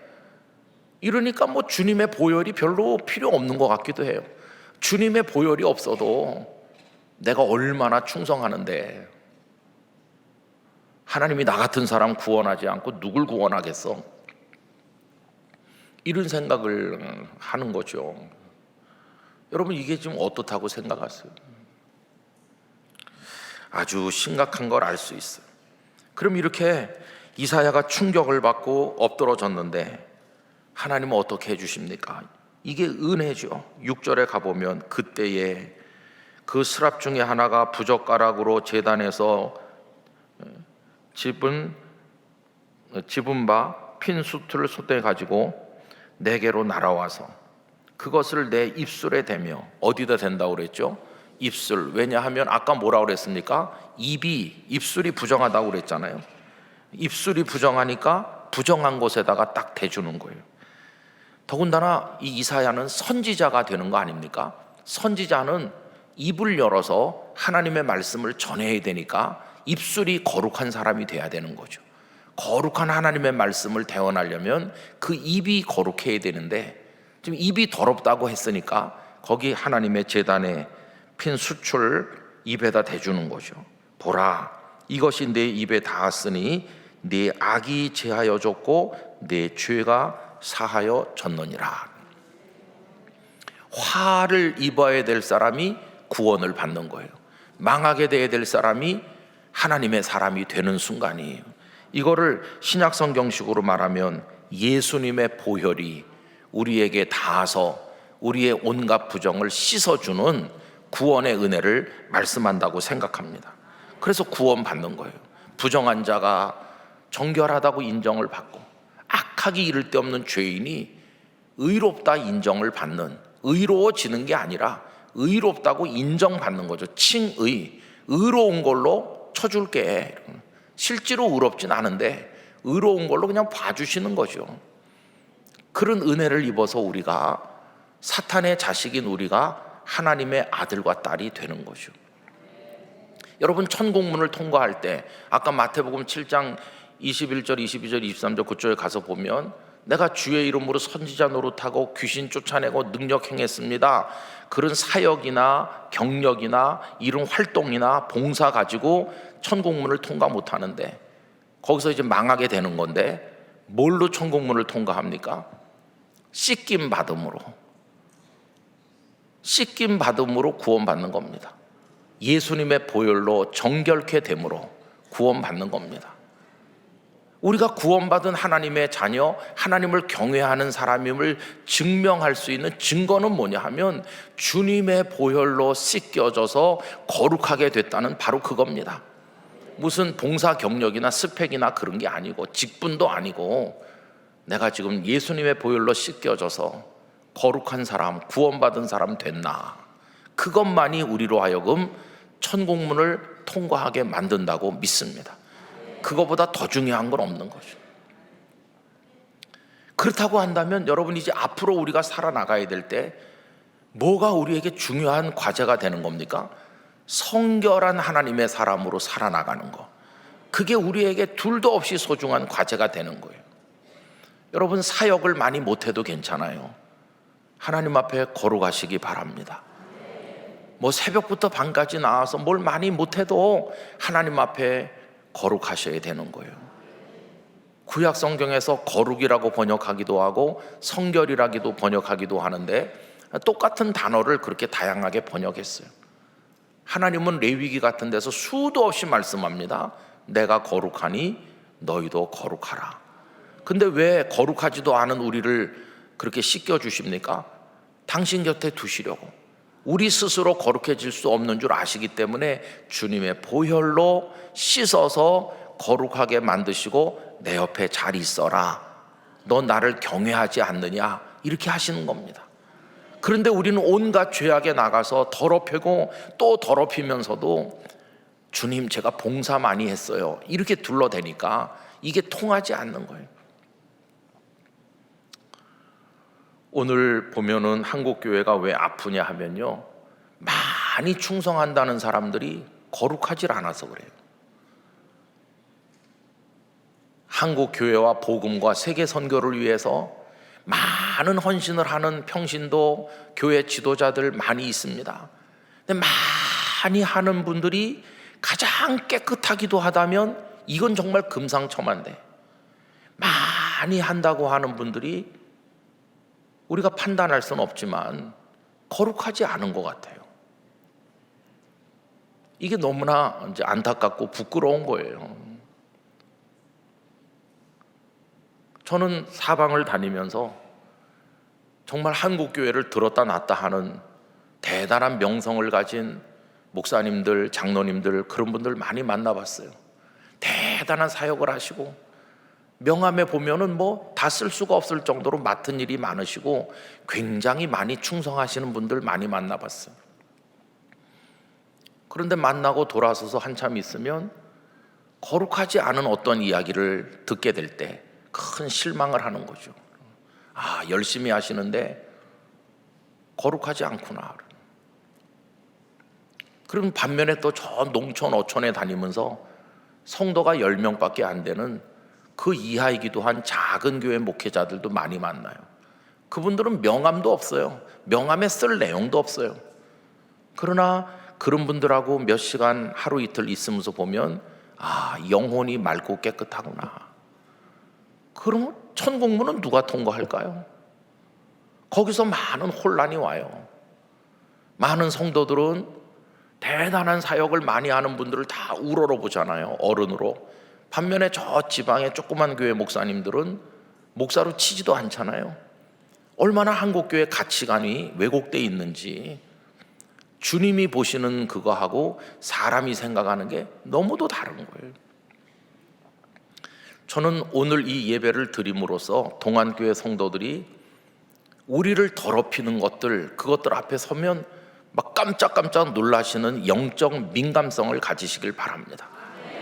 그게 뭐든지, 우리를 즐겁게 하든지 뭐 유혹이 하든 뭐든지 간에 이게 나를 하나님 앞에 더럽게 만든다 그러면은 펄쩍 뛰면서 손절하시고 물러설 수 있어야 돼요. 내가 충성하는 것도 중요하지만 하나님 앞에 나를 성결한 그리스도인으로 세우는 게 가장 중요하다. 예수님의 보혈이 나를 씻겼는데 내가 다시 더럽힐 수 없지. 그런 모습으로 여러분을 지키시기를 부탁드리는 것이에요. 양심이 살아있어야 됩니다. 신앙 양심이 민감해야 됩니다. 저희 교회에서도 드린 말씀입니다마는 벌써 제법 됐어요. 한 10년 가까이 돼가는 얘기인데, 제가 목사님들의 설교를 많이 들으려고 노력합니다. 맨날 하기만 하고 듣질 않으면 좀 병이 들거든요. 그래서 이렇게 틀어놓고 또 이렇게 듣고 그래요. 근데 한 번은 어떤 목사님 설교를 듣게 됐는데, 그 목사님이 이런 얘기를 시작하셨어요. 얼마 전에 우리 교회 청년이 나한테 메일을 보냈습니다. 그런데 그 메일을 읽으면서 제가 많은 생각을 했습니다. 그 메일 내용이 다음과 같습니다. 제가 그 청년의 동의를 받아서 여러분들에게 말씀드립니다. 그러면서 제가 그 목사님이 받았다는 메일 내용을 들으면서 모든 걸 쉬고 그 설교에 귀를 기울였어요. 그 청년이 장문의 메일을 보낸 내용은 이런 겁니다. 목사님, 제가 요새 너무 괴롭습니다. 저같이 더러운 청년이 있을까요? 저는 목사님 교회에서 오랫동안 중고등부에서 자랐고 청년부 임원도 하고 청년부에서 충성하고 있습니다. 그런데 최근에 나 같은 죄인이 구원받았을까? 이런 양심의 가책 때문에 정말 괴로워서 몸부림치다가 견딜 수 없어서 체면불구하고 목사님께 이런 메일을 드리게 됐습니다. 꼭 답을 좀 해주세요. 제가 우리 청년부 사역을 하다가 어떤 자매를 보고 그냥 한눈에 반했습니다. 그 자매를 얼마나 마음으로부터 사모하는지, 그 자매만 생각하면 잠도 안 오고 밥맛도 없고 공부도 안 되고, 그 자매만 생각하면 모든 게 다 뒤죽박죽이 됩니다. 그래서 기도도 많이 하고 내가 이번 주에 만나면 꼭 내 마음을 고백해야지 결심을 많이 합니다. 그런데 주일날 교회 가서 그 자매를 맞닥뜨리면 얼굴이 빨개지면서 하려고 했던 말이 다 머릿속에서 사라집니다. 제가 그 자매 앞에 서면 바보가 됩니다. 그런데 그러던 어느 날 제가 큰 충격적인 일을 경험했습니다. 제가 밤에 잠을 자면서 꿈을 꿨는데, 꿈속에서 그렇게 내가 사랑하는 그 자매를 강제로 범하는 꿈을 꿨습니다. 그런 자매를 욕정을 위해서 강제로 범하다니, 비록 꿈이지만 너무도 내가 더러워서 견딜 수가 없습니다. 그런데 그런 꿈을 한 번만 꾼 게 아니고 반복적으로 꿨습니다. 목사님, 내 안에 얼마나 더러운 게 가득하면 꿈속에서 그런 일이 일어났을까요? 이러고도 내가 구원받은 하나님의 아들이라고 할 수 있습니까? 목사님, 난 너무 괴로워서 견딜 수 없으니까 답을 좀 해주세요. 그게 그 젊은이가 보낸 메일 내용이었어요. 그래서 저는 그 말씀을 들으면서 저 목사님이 답을 뭐라고 했을까가 몹시 궁금했어요. 아마 이렇게 답하지 않았을까? 그래, 자네 생각이 많네. 자넨 더럽네. 비록 꿈이지만 회개하게. 필요하면 내가 기도해 줄게. 이렇게 보낼래나? 그 메일을 내가 받으면 나는 뭐라고 보내지? 다행히 우리 청년들은 그런 걸 안 보내서 참 감사하다. 그런 생각이 들기도 했어요. 근데 여러분들은 그런 메일을 받으면 뭐라고 답을 해야 될 것 같습니까? 일단은 꾸지람 물부터 좀 시작하겠죠. 안 좋은 이야기부터. 근데 제가 깜짝 놀란 거는요, 그 목사님은 그 청년을 엄청나게 칭찬했다는 거예요. 나는 자네 같은 청년을 본 적이 없네. 자네야말로 우리 교회 자랑일세. 자네 같은 청년이 우리 교회에 있다는 게 얼마나 자랑스러운지 모르겠어. 자네 정말 훌륭한 영혼을 가졌네. 하나님이 사랑하시고 축복할 걸세. 그리고 끝에다가 그 자매와 줄을 놓는데 필요하면 다시 연락하게. 근데 여러분, 그 목사님이 왜 칭찬했는지가 중요한 거예요. 왜 칭찬했는지 이겁니다. 지금 세상이 어떤 세상이냐? 온갖 더러운 일이 백주대난에 벌어지는 세상이다. 정치 지도자들, 뭐 경제인들, 뭐 대학에 가르치는 분들, 목회자들 누구 할 것 없이 부끄러워서 꺼낼 수도 없는 얘기들을 밥 먹듯이 저지르면서도 내가 뭐 어때서 나만 그런가? 나 그런 적 없어요. 이렇게 핑계, 거짓 이런 것들이 판치는 세상 아니냐. 교회 안에서도 그럴 때가 얼마나 많으냐. 도대체가 양심이 다 화인 맞아가지고 자기가 죄인인지도 모르고 부끄러운 줄도 모르는 사람들이 이 세상에 널리고 널려 있다. 그런데 자네는 실제로 그런 일을 저지른 것도 아니고 꿈인데도 그렇게 괴로워하고 있다는 거는 자네의 영혼이 맑다는 뜻이다. 자네의 신앙 양심이 살아있다는 증거다. 자네는 하나님께 버림받는 사람이 아니라 그 영혼의 민감함으로 인하여 주님이 사랑하는 젊은이가 틀림없다. 그 양심에 살아있는 그 모습을 끝까지 잃어버리지 않고 하나님 앞에 깨끗하고 아름다운 삶을 지켜나가라. 자네 같은 이가 우리 교회에 있어서 참 기쁘다. 그 목사님의 답을 듣고 제가 정말 놀라운 통찰이라고 생각했어요. 여러분, 다 양심이 죽었습니다. 다 자기밖에 모릅니다. 부끄러운 줄도 모릅니다. 아담과 하와는 선악을 알게 하는 나무 열매 따먹고 쫓겨날 때 부끄러워서 무화과 나무로 가리기라도 했는데 이파리로. 요새는 수치심도 없습니다. 그냥 뻔뻔하기가 이를 데가 없어요. 죄가 죄인지를 몰라요. 그런데 그 청년은 꿈인데도 그렇게 괴로워하는 것은 그 청년의 영혼이 깨끗하다는 증거잖아요. 여러분, 우리 성도들은 하나님의 말씀대로 살지 못하는 것에 대해서 괴로워해야 됩니다. 내가 왜 말씀대로 살지 못할까? 성경 퀴즈적 지식은 많이 가지고 있어요. 에서의 동생이 누굴까요? 그러면 거의 다 손들어. 야곱이요. 그러면 진행자가 그건 문제가 아니고요. 그건 너무 쉬운 거고요. 그러면서 이제 그 다음 문제가 나오죠. 성경 퀴즈 잘 맞히면 상도 받잖아요. 저도 어렸을 때 성경 퀴즈 잘해서 우리 집안의 칫솔과 치약은 제가 담당했습니다. 늘 그걸 상으로 주더라고요. 근데 여러분, 그거 많이 안다고 뭐 별거 있습니까? 성경 많이 읽었는지 횟수, 성경의 요절이 어느 구석에 붙어 있는지 아는 거, 그런 게 뭐 그렇게 중요한가요? 정말 중요한 것은 그 말씀대로 살지 못하는 자신에 대한 영적인 채찍이 중요한 것이고, 그 말씀대로 살아보려고 몸부림치는 게 중요한 거고, 그 신앙 양심이 우리 자신을 찔러대가지고 하나님 앞에 통회 자복에 눈물이 흐르고 십자가 보혈 앞에 늘 나가 엎드려서 거룩한 하나님의 자녀로 살려고 하는 게, 그런 게 중요한 거지. 근데 그런 거는 이력서에는 안 나오잖아요. 돌아가신 분의 그 양력에도 안 나오는 거고, 그거는 하나님만 아시는 거예요. 근데 그거보다 더 중요한 것은 없는 겁니다. 그것만이 그가 정말 하나님을 경외하려고 노력했음을 보여주는 증거가 아니겠어요? 증거. 여러분, 거룩의 목숨을 걸어보시기 바라요.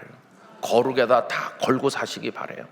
거룩한 성도가 되면 거룩한 가정도 되고 거룩한 교회도 될 것입니다. 하나님과 친할 수 있어요. 왜냐하면 하나님이 거룩하시니까. 하나님은 거룩한 사람을 곁에 두시는 게 아니겠어요? 우리가 거룩해야 될 이유는 뭐가 있을까요? 여러분, 방금 읽은 우리 이사야서 본문을 다시 보시면 3절에 서로 불러 이르되 거룩하다 거룩하다 거룩하다 만군의 여호와여.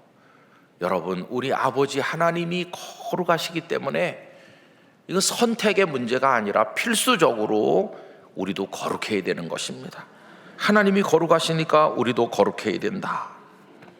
여러분, 두 번째로 또 우리가 왜 거룩해야 될까요? 에베소서 말씀을 한번 펴보시기 바랍니다.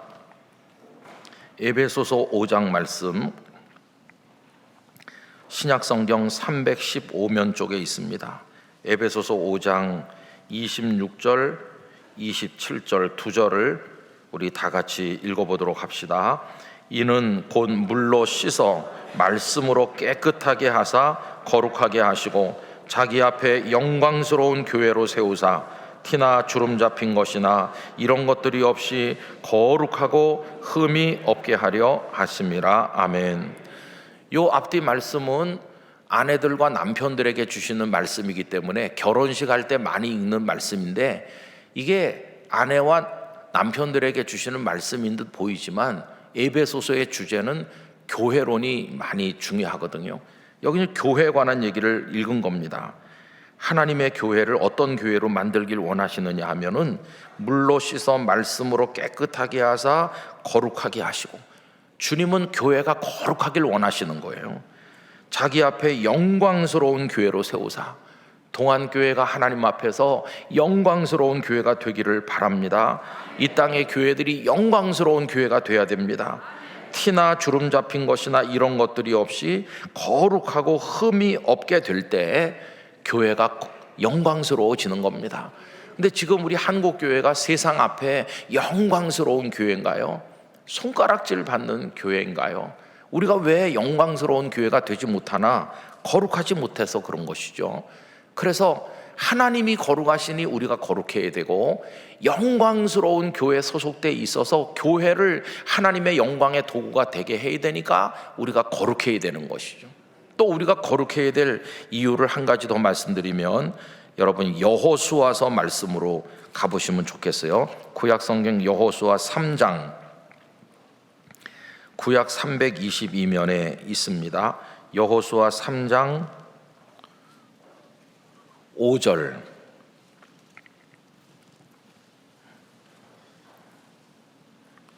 여호수아 3장 5절 다 찾으셨으면 함께 읽어보실까요? 여호수아가 또 백성에게 이르되 너희는 자신을 성결하게 하라. 여호와께서 내일 너희 가운데 기이한 일들을 행하시리라. 아멘. 요 대목이 뭐냐 하면, 이제 여호수아가 백성들과 함께 요단강을 건너려고 하는 때입니다. 이때는 1년 중에서 요단강 물이 가장 범람해 가지고 막 엄청난 물이 흘러내려갈 때입니다. 이스라엘 백성들은 젊은 아주 날쌘 남자들만 있는 게 아닙니다. 노인도, 연약한 여성들도, 어린 아이들도, 많은 소떼와 양떼가 있고 숫자도 엄청나게 많습니다. 이걸 부교를 놓고 뗏목을 타고 다 불가능한 겁니다. 요단강을 건너야 가나안에 들어가는 건데 가나안이 보이는데 들어가지 못하고 있는 거죠. 이 답답한 현실에서 하나님은 어떻게 하셨습니까? 그 물이 멈춰 서게 하셔서 요단강을 마른 땅처럼 건너는 엄청난 기적을 보여주셨습니다. 그리고 기적은 누구에게 나타나나? 방금 읽은 말씀을 다시 보시면 너희는 자신을 성결하게 하라. 여호와께서 내일 너희 가운데 기이한 일, 기적을 보여주겠다는 것입니다. 요단강 물이 멈춰서는 기적을 보여줄 테니까, 그 조건이 뭡니까? 하나님의 기적을 보게 되는 조건이 딱 하나입니다. 성결하라. 성결하게 되면 기적을 보여준다는 겁니다.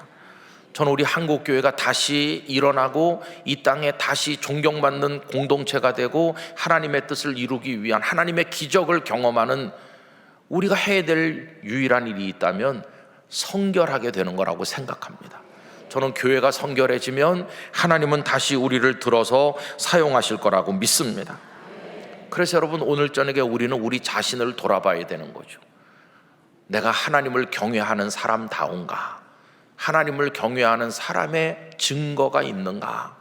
사역이나 경력이나 신앙 연조나 이런 걸로 증명하려고 그러면 안 되는 거니까 하나님 앞에 거룩한 그리스도인이 됨으로써 우리가 정말 하나님을 경외하는 사람이라는 걸 나타내 보여야 된다고 하는 걸 여러분 기억하시기를 바랍니다. 우리 자신을 냉정하게 들여다봐야 됩니다.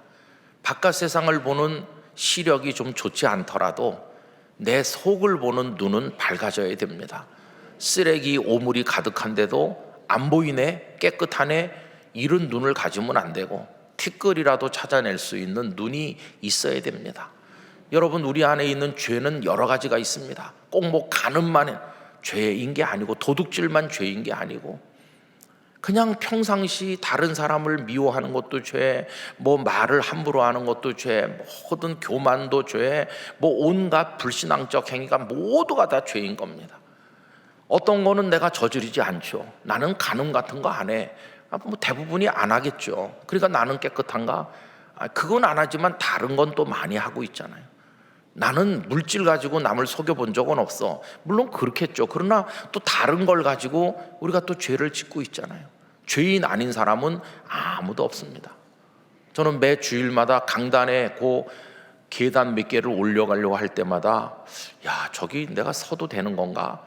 그런 생각이 들 때가 많아요. 여기서 성도들에게 뭐 다 통달한 사람처럼 이렇게 하고 돌아섰을 때 너는 이렇게 물어보시면 뭐라고 하지?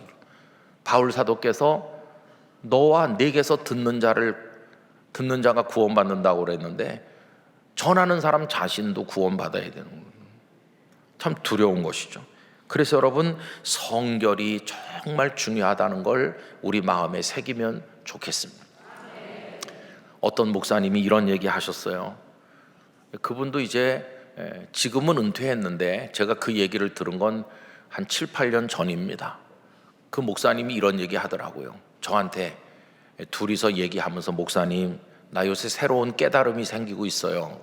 뭔데요? 그랬더니 내가 거룩한 목사가 돼야 되겠다는 생각을 많이 합니다. 뭐 그야 당연한 건데 어떻게 그런 계기가 있습니까? 그랬더니 두 가지 얘기를 하더라고요. 내가 벌써 몇십 년 목회를 하고 몇 년 안 있으면 은퇴할 건데 내가 그동안 뭘 했나 생각을 해봤다는 거예요. 내가 뭐 한국교회를 위해 큰 기여를 했나, 무슨 뭐 큰 교회를 하나 세우기를 했나, 돌아보니까 아무것도 한 게 없는 것 같더래요. 그래서 하나님 앞에 죄송했대요. 근데 그 마음속에 그런 생각을 하고 있는 순간에 떠오른 게 뭐냐 하면은 비록 대단한 목사는 못 됐지만 하나님 앞에 갔을 때 수치는 당하지 말아야 되겠다, 이런 생각이 들었대요. 하나님 앞에 내놓을 건 없지만은 적어도 수치를 당하진 말아야 되겠다.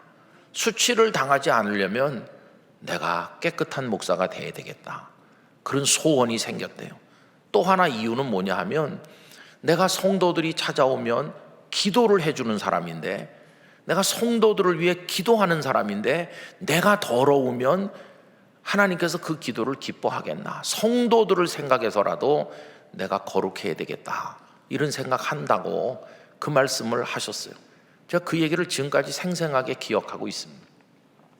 물론 엘리 제사장은 자신이 부정했지만 하나님께서 한나를 위해 축복 기도하니까 한나가 사무엘을 낳고 다른 자녀들도 낳긴 했지만은 그거는 한나를 사랑하신 하나님의 뜻이 있어서 그런 거고, 엘리 자신은 패가 망신했잖아요. 여러분, 그래서 그 사람이 누구이든지에 관해 상관없이 우리가 하나님 앞에서 거룩한 사람이 돼야 될 줄 믿습니다. 특별히 오늘 이사야서의 본문대로 한다면 입술이 부정하다고 그랬으니까, 저도 어떤 모임에 갔다가 집에 오면 좀 후회될 때도 있어요. 내가 너무 말을 많이 했어, 안 해도 될 말을 많이 했어, 이런 후회가 될 때도 있어요. 여러분, 입술도 정결하고 생각도 정결하고 삶도 정결하도록 우리 하나님 앞에 기도합시다. 근데 우리 힘으로는 안 됩니다. 우리를 도우시는 성령님께서 우리를 사로잡으셔야 성령님이 우리의 더러운 욕심, 교만을 다 깨뜨려 부수실 때, 그때 우리가 하나님의 뜻을 따라 몸부림을 칠 수 있는 거지, 인간적 결심 가지고는 안 되는 것입니다. 날마다 하나님의 은혜의 보좌 앞에 나가서 주여 저를 불쌍히 여겨주세요, 저를 부패되지 않게 해주세요, 성령이시여 저의 욕망을 죽이시고 교만도 깨뜨리시고 쓸데없는 말도 다 죽이시고 저를 사로잡아서 거룩한 하나님의 사람이 되게 해주세요. 늘 그러면서 십자가 붙들고 하나님을 바라볼 수 있기를 원하는 것입니다. 그러면 우리가 대단한 충성된 무슨 사역을 많이 못한다 할지라도 주님 우리를 나 너 잘 알지, 내 뜻대로 살려고 몸부림친 아무개로구나, 주님 우리를 사랑하여 주실 줄 믿습니다. 여러분들 모두가 그렇게 되시기를 주님의 이름으로 축원드립니다. 이제 다 같이 우리 기도하려고 합니다. 하나님 아버지, 저희를 긍휼히 여겨 주시옵소서, 불쌍히 여겨 주시옵소서, 추하고 더러운 저희를 용서하여 주시고 이제 거룩하게 하시옵소서, 성결하게 하시옵소서. 우리 개인도 가정도 교회도 한국교회도 다 그렇게 되게 하여 주시옵소서. 다 두 손 들고 주여 한번 부르고 뜨겁게 기도하겠습니다. 주여, 사랑이 많으신 하나님 아버지, 저희로 거룩한 하나님의 사람이 되게 하여 주시기를 원합니다. 성결한 하나님의 사람이 되게 하여 주시기를 원합니다.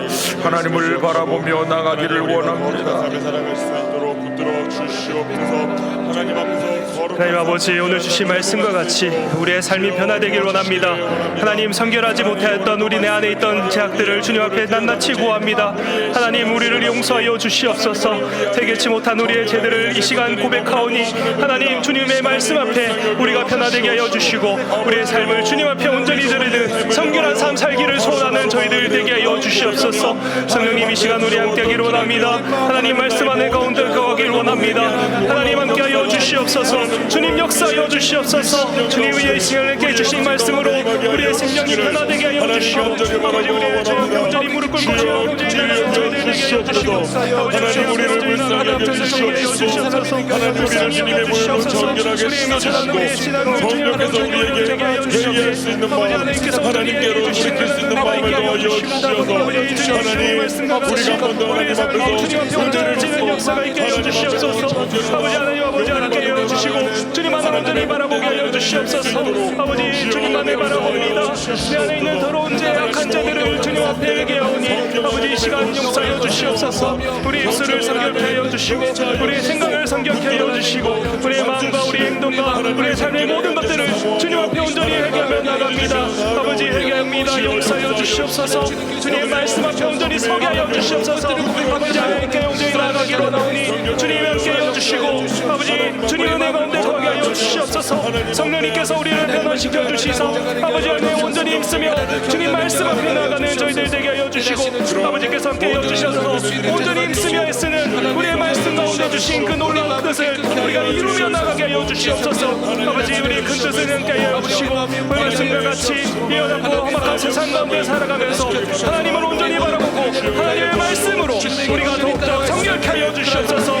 주님이 말씀하기로 나오니 주님의 은혜 가운데 거하게 하여 주시고 아버지 함께 베풀어 주시기를 원하오니 주님 은혜 가운데 거하게 하여 주시옵소서. 아버지 함께 하여 주시고 아버지 함께 하여 주시옵소서. 주님 함께 하여 주시고 주의 은혜 가운데 거하게 하여 주시고 온전히 주님만을 바라보며 주님의 은혜 가운데 거하게 하여 주시고 아버지께서 함께 하여 주시는 그 은혜가 우리의 삶 가운데 하나님 우리 가운데 변화되는 역사가 있게 하여 주시옵소서. 아버지의 은혜를 그렇게 베풀어 주실 줄 믿습니다.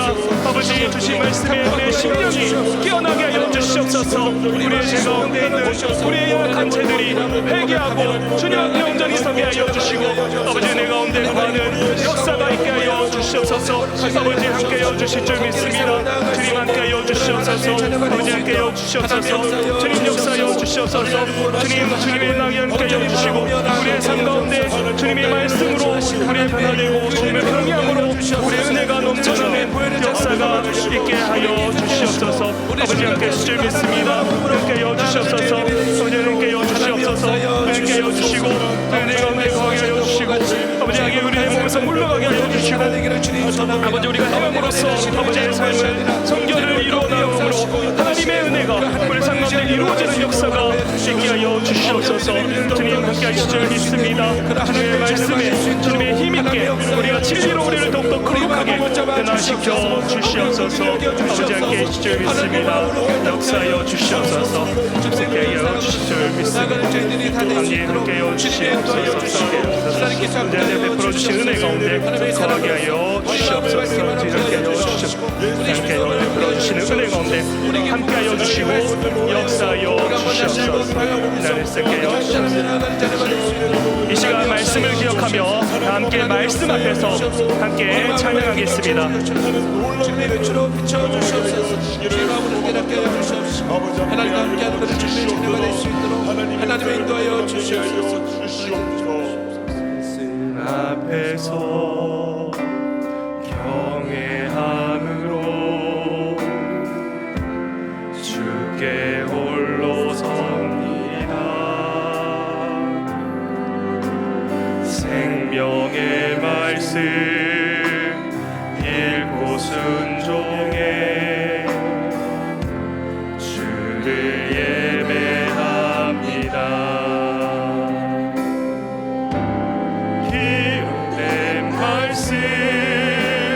힘이 있어서 진리로 우리 거룩해 하며 거룩한 말씀 세세하오니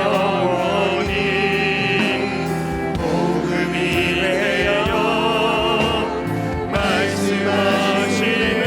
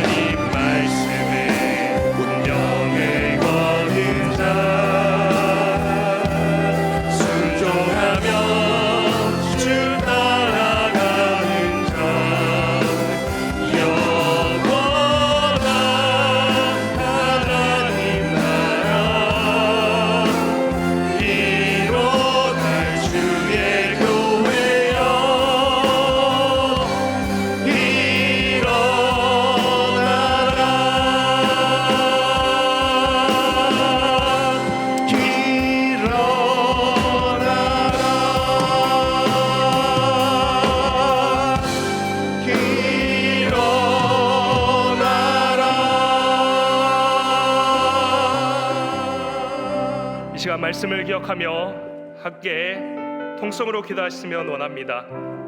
하나님, 오늘 말씀 가운데 하나님께서는 우리가 성결하기를 원하십니다. 그 성결의 비결은 하나님의 말씀을 순종하는 자, 하나님의 말씀에 두려워하는 자, 그 말씀을 생명 걸고 순종하는 자라고 말씀하여 주셨습니다. 하나님, 세상은 악하고 우리는 연약합니다. 그러기에 하나님, 우리의 기도 가운데 하나님 응답해 주신 하나님께 간절히 기도합니다. 하나님, 우리가 순결해질 수 있도록, 우리가 주님의 말씀에 순종할 수 있도록 우리의 힘과 용기를 허락하여 주시고 성령 충만함으로 세상을 능히 이겨나가는 저희들 되게 하여 주시옵소서.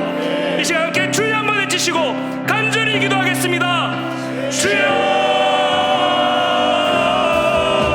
하나님 아버지, 오늘 주신 말씀과 같이 우리가 이 세상을 이겨나갈 때 하나님 말씀에 이겨나가게 하여 주시옵소서.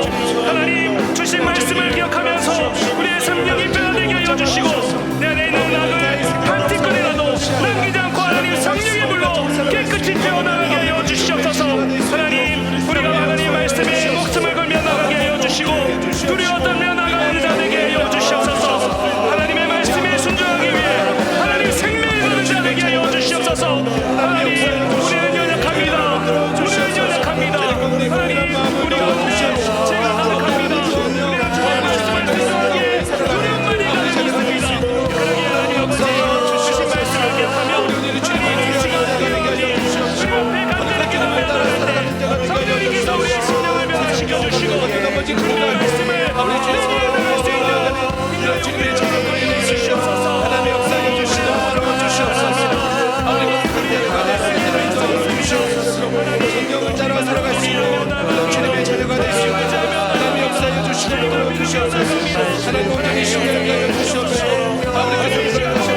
그 마음을 가지고 나아갈 수 있는 아버지 주님의 자녀가 될 수 있는 하나님의 역사에 주시옵소서. 아버지 말씀을 위하여 주시고 어떤 주시옵소서. 말씀하며 나가는 데 하여 주시옵소서. 이번에 자신을 의지하는 것이 아버지 말씀을 말씀을 의지하는 주님의 자녀가 될 수 있는 하나님의 역사에 주시옵소서. 하나님의 말씀 가운데 하여 주시옵소서. 하나님 가운데 우리 말씀하며 나아갈 수 있도록 하나님의 역사에 주시옵소서. 하나님의 주시옵소서. 하나님의 주시옵소서. 하나님 함께 하여 주시옵소서. 가운데 하나님 살아가시고 아버지 주셔서 하나님의 말씀으로 저희가 힘있게 나가게 하여 주시옵소서. 진심으로 살아주시며 복음을 내서 두려워지게 하여 주시옵소서. 주님의 말씀을 세상을 끌고 가는 하나님의 자녀처럼 하나님의 은혜를 주시옵소서. 하나님의 경고가 제 역대이시되 우리 주님의 말씀을 바라보며 믿고 의지하며 하나님의 역사에 주시옵소서. 하나님의 영광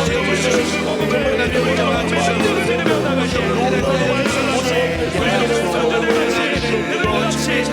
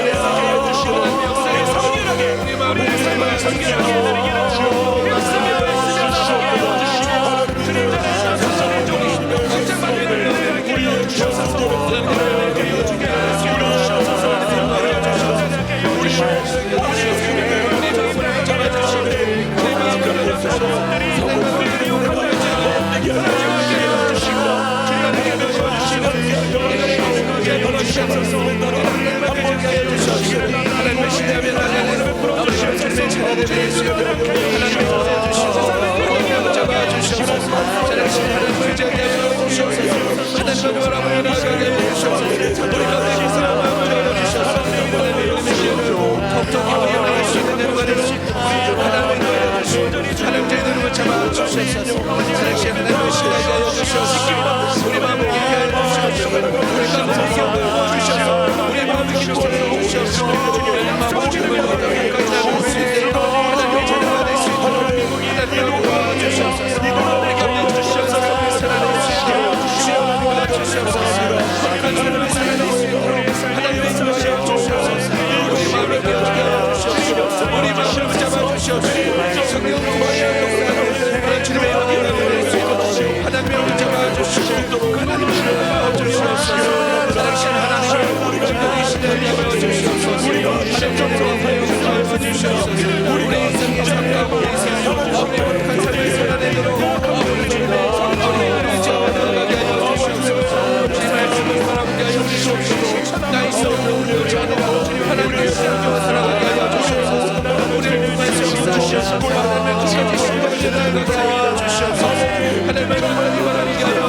우리 삶 가운데 주시옵소서.